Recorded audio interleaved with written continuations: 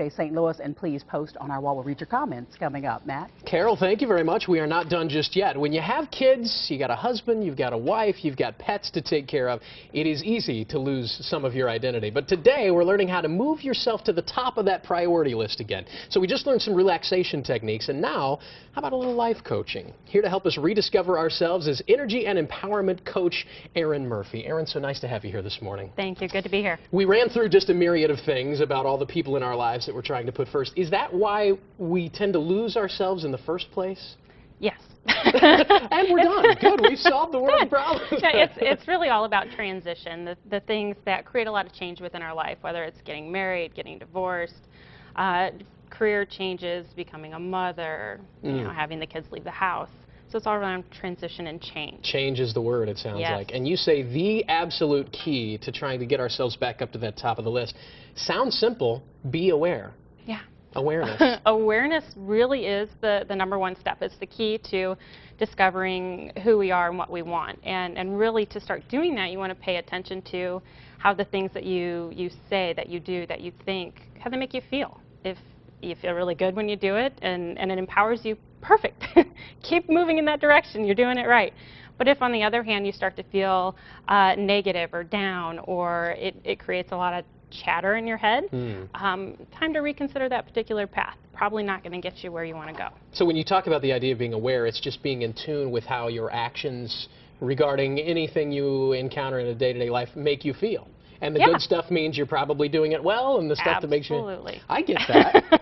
And I'm not all that bright. Okay, excellent. So you talk about this idea that we all live by this set of rules. Talk to me about the rules.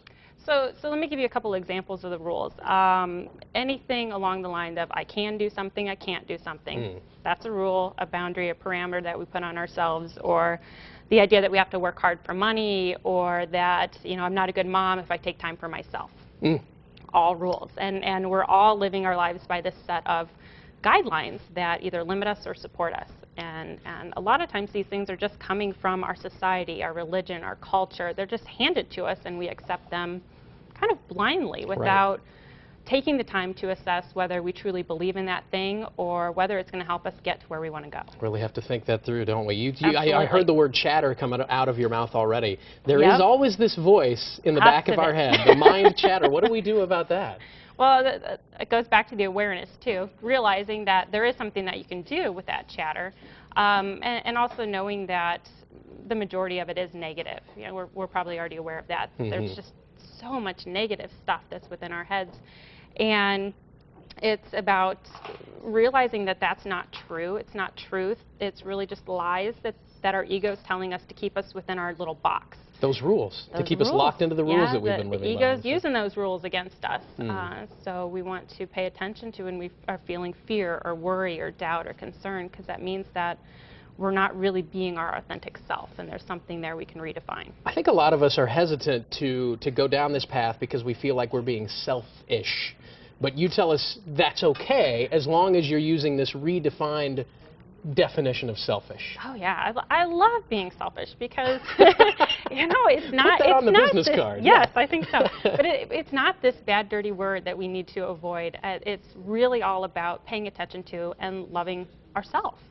And in the process of discovering ourselves or rediscovering ourselves, if we're never on the agenda, how are we supposed to do that? So we want to put ourselves back on the priority list. We want to learn how to set boundaries, to take the time to slow down, to take that time to figure out what do we want, and also learning how to receive as well as we give is another big one, to stay very balanced. And finally, and I feel like we're moving in that direction in this conversation, you have to have a game plan, right? Without a game plan, you're doomed to fail at this. Yeah, and I call it a conscious game plan, because there is some analysis involved in, you know, taking a look at, do you want the same experience to play out in the same way the next time you come across it? Because you will. We're just repeating the same things kind of over and over again in our life. And if it didn't turn out the way that you wanted it to the first time, take the time to really look at what could you do differently, because you want that new plan to create, you want the awareness to create the new plan. The new plan will then allow you to not go into your just automatic default responses. She loves being selfish, and she knows what she's talking about. If you'd like to learn more, we've posted a link to Erin's website on our website, greatdaystlouis.com. Erin, have a great day. Thank you. Thank you.